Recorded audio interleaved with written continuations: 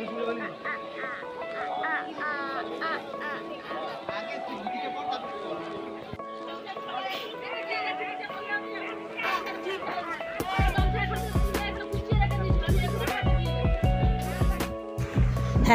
মিষ্টি বন্ধুরা, সবাই কেমন আছো? আমরা খুব ভালোই আছি। এখন ভোরবেলা উঠে পড়েছি, পুকুর উঠে গেছে।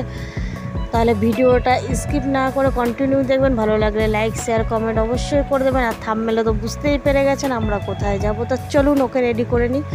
আমরা সবাই রেডি হয়ে নিই। তাই রেডি হয়ে বেরিয়ে গেছি। দেখুন রাস্তাতে পুরো একদম ঘুটঘুটে অন্ধকার, তা মানে কিছু দেখাই যাচ্ছে না। এদিকে স্টেশনে চলে এলাম। স্টেশনে এসে ওর বাবা ওকে হাঁটাচ্ছিল ছোটোটাকে, কিন্তু ও ছোটোটা হাঁটতেই চায়নি।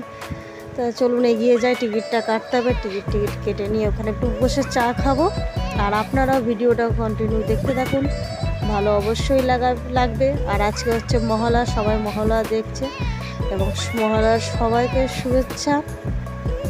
তা আমরা এগিয়ে চলে এসেছি, ওপার থেকে এপারে চলে এসেছি। কেন আমরা আপে তো যাবো না, যাবে ডাউনে, ওই কারণে ওর জন্য এপারে চলে এসেছি। আর চারিদিক তো প্রচুর অন্ধকার, লোকজন আছে তা বেশি কিছু নেই, অল্প অল্প লোক আছে। আর আমরা এখানটা বসে পড়েছি, বসে একটু চা খেয়ে নেবো।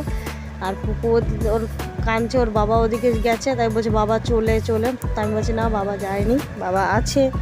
তা দেখতে থাকুন আমরা কোনদিকে যাই। তাই যে ট্রেন চলে এসছে, চাটা খাওয়ার পর ট্রেন চলে এসছে, আমরা উঠে পড়েছি ট্রেনে।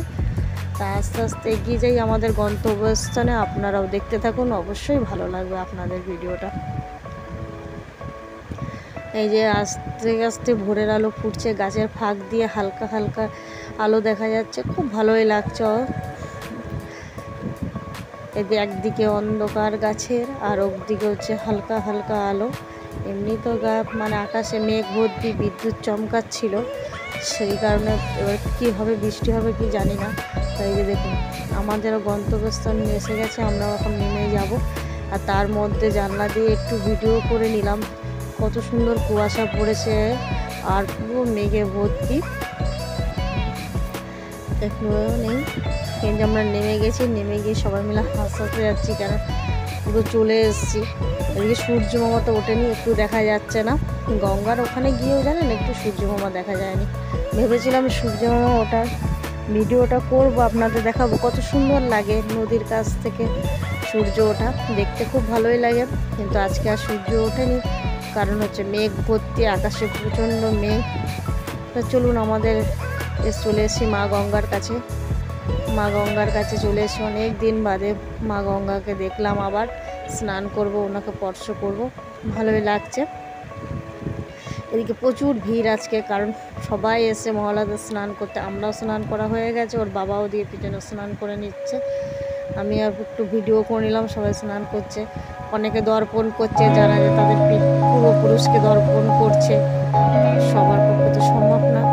এই যে আমরা তারপরে সব স্নান টান করে স্টেশনের দিকে আসতে গেছি, টোটোর মধ্যে জানেন কি বৃষ্টি তো থামলো না, সেই অবস্থায় এলাম আস্তে আস্তে। তা কী করবো, পাশে এটা হচ্ছে আমাদের ওখানকার একজন বাড়ি, তাই তাদের সাথে দেখা হয়ে গেছে। আমার ছেলে আরও খেলছে, এদিকে বৃষ্টিতে এখন পড়ে যাচ্ছে, আকাশে তো মেঘ ভর্তি। তারপরে ট্রেনে তো আমরা বাড়ি চলে এসেছি, ভিডিওটা করতে পারিনি।